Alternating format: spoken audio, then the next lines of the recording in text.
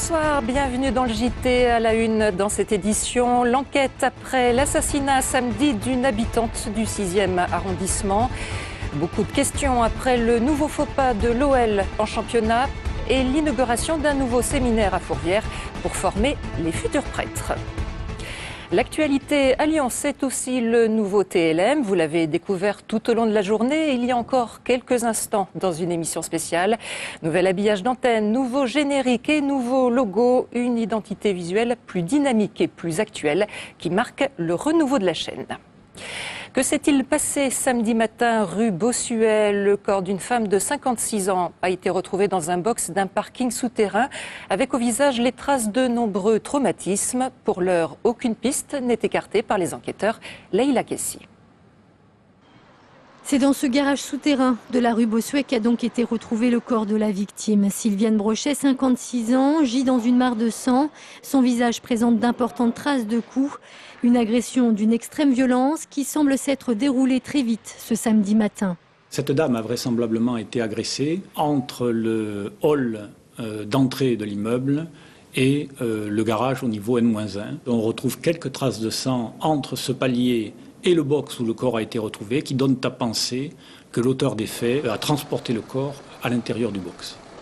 L'arme du crime, sans doute un extincteur trouvé sur les lieux, maculé de sang. Le mobile, quant à lui, reste inconnu.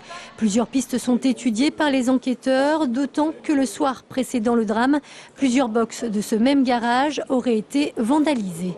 Pour l'instant, nous n'avons aucune piste privilégiée. Est-ce qu'il s'agit d'un crime de rôdeur? Est-ce qu'il s'agit d'un crime de pervers? Est-ce qu'il s'agit d'un crime opportuniste? Nous n'en savons rien. Une autopsie a eu lieu aujourd'hui pour déterminer s'il y a eu agression sexuelle. L'enquête a été confiée à la sûreté départementale. Les autorités musulmanes appelaient ce soir à se rassembler devant la mosquée Esselem, rue Baraban, après que l'édifice religieux ait été la cible ce week-end d'actes islamophobes. Des écrits à caractère raciste auraient été apposés sur les murs de la salle de prière. Les ouvrières de Le Jabbi ne désarment pas. Elles campent depuis jeudi dernier devant le siège social du fabricant de lingerie à Rieux, bloquant les camions des fournisseurs à l'entrée du site pour dénoncer la suppression de 197 postes et la fermeture programmée de 3 sites de production. Un plan de restructuration qui sera examiné demain par la justice. Jean-Marc Roffa a rencontré une déléguée syndicale. Ce qu'on souhaite dans cette procédure, c'est qu'on puisse avoir ou bien la suspension du plan de sauvegarde de l'emploi, la suspension ou même l'annulation. Rien ne va plus pour l'OL. À Bordeaux, hier soir, les Lyonnais se sont une nouvelle fois inclinés en championnat.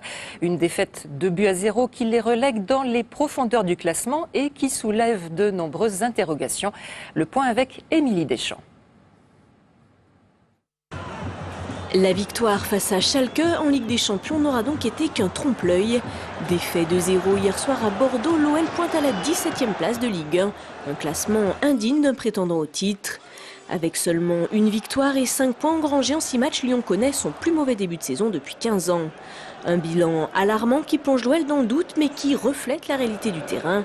Certes, l'équipe est en place, mais sans envie et incapable de créer du jeu, les Lyonnais ne proposent rien, à l'image du duo Lissandro Gourcuff décevant depuis la reprise. Et malgré la sérénité affichée par l'OL et son président, la crise gronde. Surtout à quelques jours du 100e derby. Samedi prochain, Saint-Etienne se présentera à Gerland en leader de la L1, tandis que Lyon est le premier non relégable, le monde à l'envers. La pression sera donc à son comble samedi soir. Les Verts n'ont plus gagné à Gerland depuis le 26 février 1993. Ils pourraient bien profiter de la fébrilité actuelle de l'OL pour mettre fin à cette série.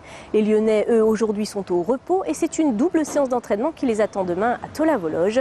Le groupe pourrait récupérer son capitaine, Chris, tandis que Lissandro est incertain en raison d'une contracture à la cuisse.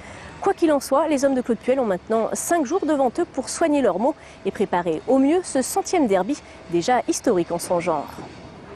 Soupe à la grimace pour les uns donc, mais grand sourire pour les autres. À Gerland hier, l'équipe de France de Coupe Davis n'a rien laissé à l'Argentine. 5 matchs, 5 victoires, une qualification sans bavure pour une finale qui aura lieu début décembre en Serbie. En attendant ce grand rendez-vous, la bande à Guy Forget a célébré son sans faute hier dans un palais des sports survolté.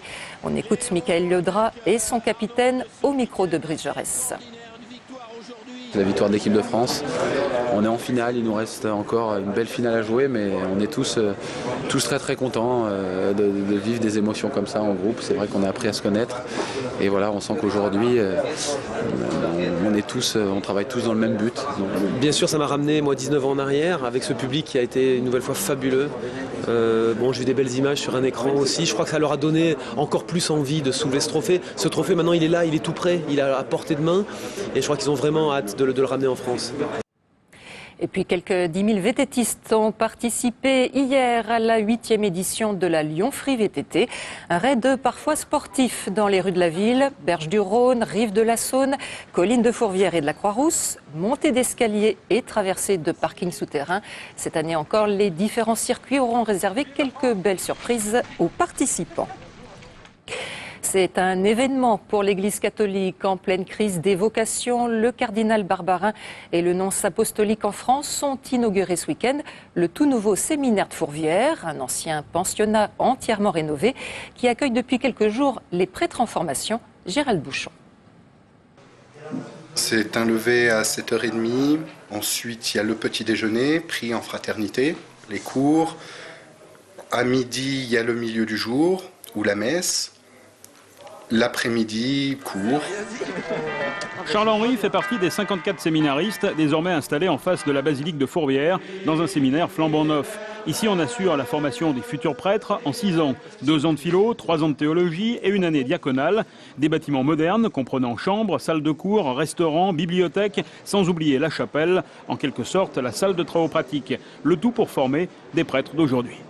Les séminaristes ne tombent pas d'une autre planète, ils sont vraiment des hommes de ce temps. Mais ils sont à l'écoute de ce monde et en même temps ils ont dans le cœur l'évangile.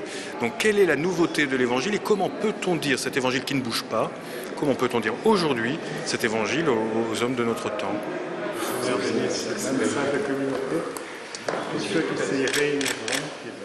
Mais de si beaux équipements suffiront-ils à endiguer la crise des vocations? Même l'archevêque se montre prudent. Nous, on donne les meilleures conditions, les meilleurs profs, on fait attention aux murs, etc. Mais le fond de l'affaire, c'est le combat intérieur. Quand un garçon sent qu'il est appelé par Dieu, pour qu'il accepte d'entendre cet appel. À défaut d'accueillir de nombreux Lyonnais, le séminaire Saint-Irénée formera les futurs prêtres de quelques 16 diocèses. Enfin, pour terminer, voici quelques images du spectacle proposé actuellement au Théâtre des Célestins par la compagnie Eil et tout. Dans le cadre de la Biennale de la danse, de jeunes danseurs interprètent le répertoire du célèbre chorégraphe américain Elvin Ailey, à découvrir jusqu'au 26 septembre prochain. Et quant à nous, on se retrouve à 19h30 pour la grande édition. Très bonne soirée.